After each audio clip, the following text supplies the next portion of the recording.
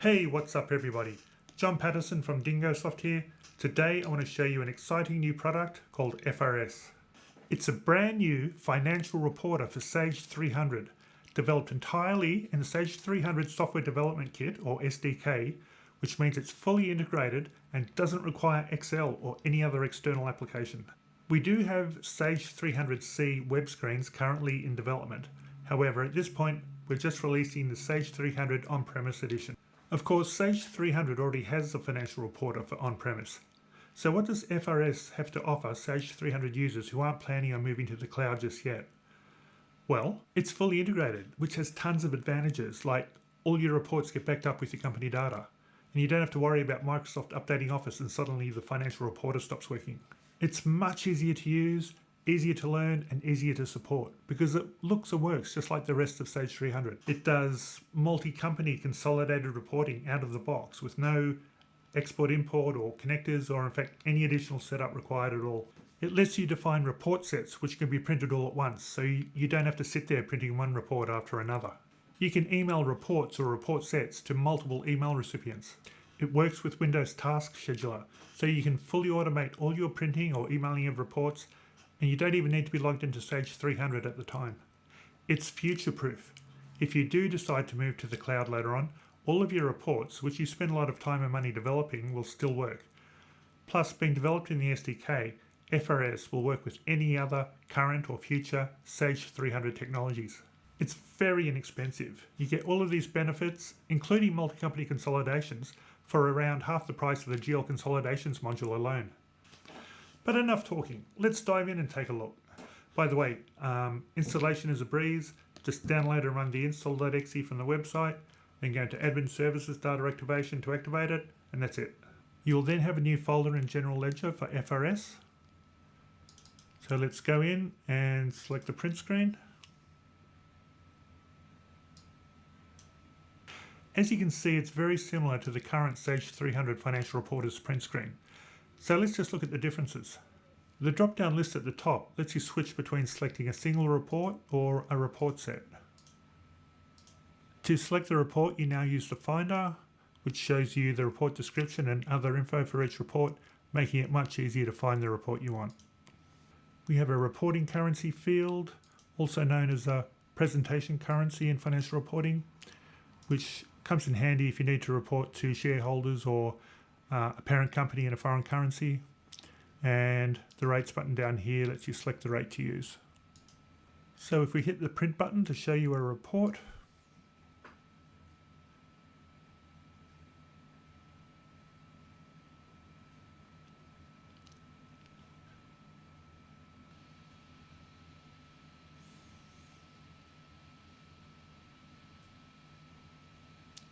and that's how you print a financial statement with Crystal reports. From here, you can do all the usual Crystal stuff like export to a file or print, or drill down to account level. Now these are not canned reports. To modify these reports, you don't need to use the Crystal Designer. Actually, if you look at the name of the Crystal report file we're using here, DM which is the module prefix, LTR for letter, P for portrait, 01, and note that this report currently has 4 fiscal columns. You'll see what I mean shortly. Okay, one of the biggest changes is the ability to report on multiple companies. You can either just use the Finder to select a range of companies,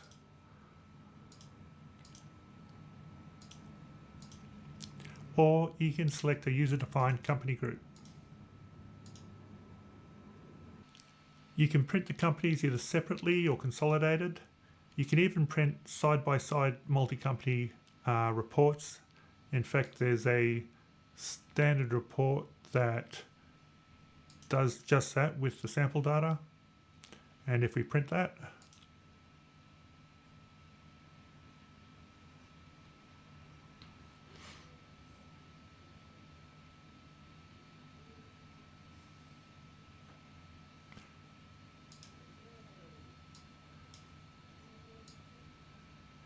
you can see that we have both SAM Inc. and SAM Limited in one report, both in Canadian dollars and with the total column on the far right. Notice also that we're using the exact same Crystal report file, DM, LTR for letter, P for portrait 01, but it's a completely different report with a different number of fiscal columns. So you never need to use the Crystal Designer, but one of the unique strengths of this product is that you can if you want to. And that's something no other competing accounting software product can do. So whether it's something as simple as adding a company logo, or for you Crystal gurus out there, you can do pretty much whatever you want. Okay, at the bottom of the screen, you can set the delivery method to the default Sage 300 print destination, or you can override it and do things like print to file or send a bulk email to multiple email recipients. I will be doing some training videos shortly, but for now, let's just have a quick look behind the scenes. In the setup area is where you set up your email recipients and recipient groups, your email messages, and by the way, we show you all of the text variables you can use in your email messages, which makes it easier. We have a chart of accounts, which, unlike the one in GL, shows you the account group, which is important for financial reporting, and the account group category. So you can just scroll through your chart looking for any accounts that are missing an account group, or maybe have a wrong account group, and you can just open up the account from here and make whatever changes you need. We have report sets with default delivery method, which comes in handy if you're using Windows Task Scheduler to automate the printing or emailing of reports. And you can use text variables in the report file and folder names. And then we have company groups, and if it's a different functional currency, you can specify the rate type to use when converting. It will consolidate companies with different functional currencies, different year ends, even different numbers of periods. And lastly, in options is where you can activate the product, set up all of your email options, and select a unit of measure. Okay, let's have a quick look at the statement designer. Each financial statement is made up of these report building blocks, a row set, a column set, and optionally a data set. Now these building blocks aren't copied to the report, they're referenced by the report. So if you need to make a change to, say, a row set for the balance sheets, you only need to make the change once, not in each report. Okay, if we look at our report definition,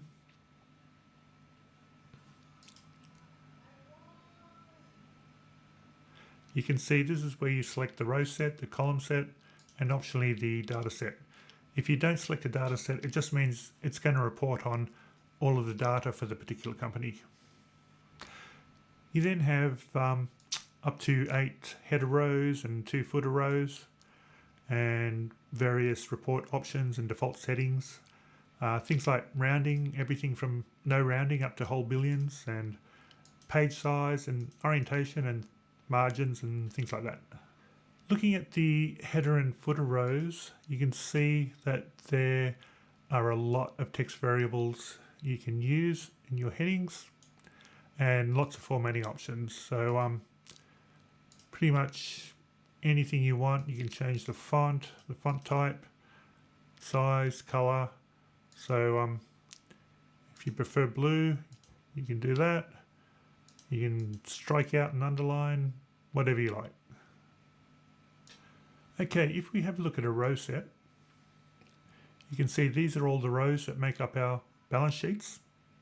You can renumber rows, you can move rows up and down, and there are different types of rows. So you can see we have a title row that says current assets.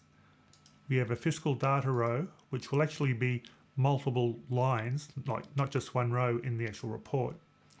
And then we have a total calculation for total current assets. If we look at the fiscal data row, you can see that this is where we select the accounts for this section of the report. So one of the good things about FRS is that you can select by account group category. Now this is important because the account group categories are standard between every company data set. So all of our standard reports are based on the account group category, which means they work in any company database. as long as you have your account group set up properly. So you can select by account number, account group, or segment, in a range or equals, etc. But we're selecting account group category from cash and cash equivalents up to other current assets. In other words, we're selecting all the accounts for that are current assets. And you can see down here we're consolidating by account group. So this is going to give us one line in the report for each account group. And so you can have multiple selections and you can and or all them together. You also have this free format selection criteria field, which lets you basically enter whatever you like. And whilst it is free formatted, it is validated. So if I had misspelt that, it would tell me that the field's not found, or if I had just one bracket, it would tell me selection criteria contains unbalanced parentheses, stuff like that. So basically, if you know how to write selection criteria or filters, you can basically do whatever you like in that field. Okay, if we look at the total current assets row, which is a calculation, there's three different types of calculations, two very easy ones. In this case, we're just adding row 30 to the total because all of our current assets were defined in row 30. But you can add multiple rows together and just select whether to add or subtract them together. You also can select a range of rows to total. But then you also have powerful formulas. If we have a look in the help, you can see there are a lot of operators and functions and what have you for formulas. So and you basically reference a column or a row by just putting it in curly brackets, similar to formulas in Crystal reports. You can add up and down the rows. It will detect circular references and give you an error message. Also, none of these standard reports use formulas. You can pretty much do everything with just the simple calculation types. Okay, if we have a look at data sets, you can see that this is just setting defaults for the data for the report. So for example, this is the data set we use for our side-by-side multi-company report. So it's basically selecting the companies and consolidating the data. Okay, if we look at column sets, you can see that we have all our columns going across the page. You can insert columns, delete columns. You can copy the whole column set. You can do the same with row sets as well. So if you want to copy it to a different code and make changes, you can do that. You have up to 5 column header rows with all the same formatting options as the report headers. And if we look at the detail section, you can see it's very similar to the current Sage 300 FR, very much like FR paste. So we have FRAMT, FRAMTAR, FR debit, FR credit, and all the same fields, everything from BALP all the way down to BAL, PY, hash PA. FR paste lets you enter an account reference. We give you the choice of either an account reference or a segment reference. We thought this would be useful. So you can, for example, use this to select a particular segment for the column. So it makes it easy to do side by side, like division or departmental reporting. We also have a company reference, which is what we use for our side-by-side multi-company reports, and lots of other fields there. If we look at a calculated column, again, we have some simple calculation types as well as formulas. The print control field basically lets you control when the column prints. Rather than go into it, I'll show you an example of what you can do with this field. Okay, I'm going to select this actual/forecast for 12 periods income statement. And I'll just put the period back to period 5 and print that. And this uses that print control field in the column set to print actual figures up to the report date or report period, and then forecast or budget figures for the rest of the year.